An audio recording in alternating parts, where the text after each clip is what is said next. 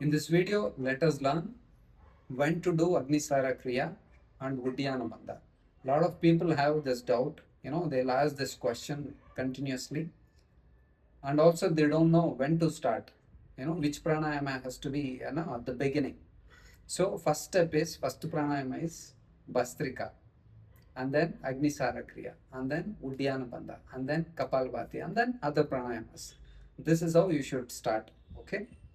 And in this video, I'm going to show how to do Agnisara Kriya and then Uddiyana Bandha and what should be taken care while doing this. First thing is asana. Asana is very important. To do Agnisara Kriya and then Uddiyana Bandha, Padmasana is best or Guptasana is best. Okay, these two asana or Guptasana. And also you can do it in standing posture. Okay, these three are very good.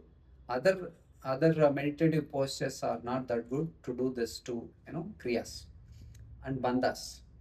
So next thing is you need to take a deep breath while doing Agnisara Kriya or Uddiyana Bandha. Exhale completely. Okay. After exhalation, you should not breathe in or you should not breathe out while doing that process. Either Agnisara Kriya or Uddiyana Bandha. I'm going to show how to do Agnisara Kriya first. Take a deep breath. Exhale completely.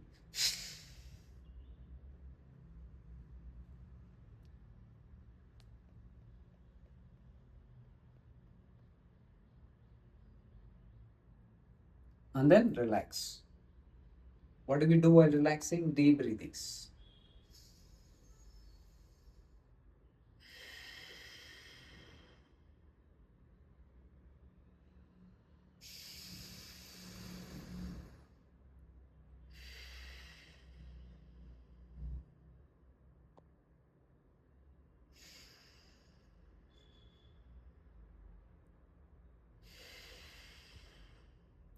See, why do we relax? There are multiple reasons. First thing, this part will be tired, okay? This has to be relaxed. First thing, this muscles. And then the heartbeat, the respiration has to become normal. The blood circulation has to become normal. That's when the body is ready to do next round. That can be asana or pranayama. That is why it is very important to relax in between asana or pranayama or mudras, bandhas, kriyas, anything. If the body is not ready, if you try to do next round, you cannot do it properly. You cannot do it for a longer time also. It will not be effective. So that is why we should do dirgha pranayama in between. Now, if you observed, what I did was, after exhalation, I did bend forward. Okay, I did bend forward. I held my knees like this. That's when you will get more support to do that properly.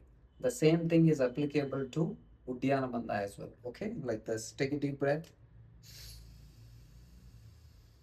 Exhale completely.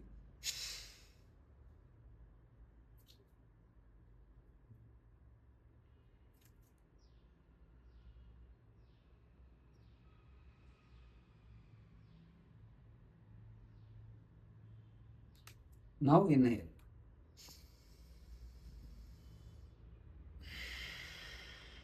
And then again, dirgha pranayamas up to your requirement. The body has to become normal.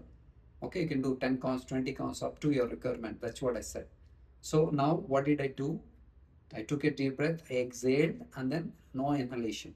I held it for 10 seconds, 20 seconds, up to my capacity. You can also, you have to do the same. You hold it up to your body's capacity.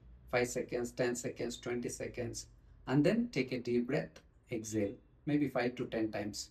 Once the body is ready, then attempt next round. That's how it is.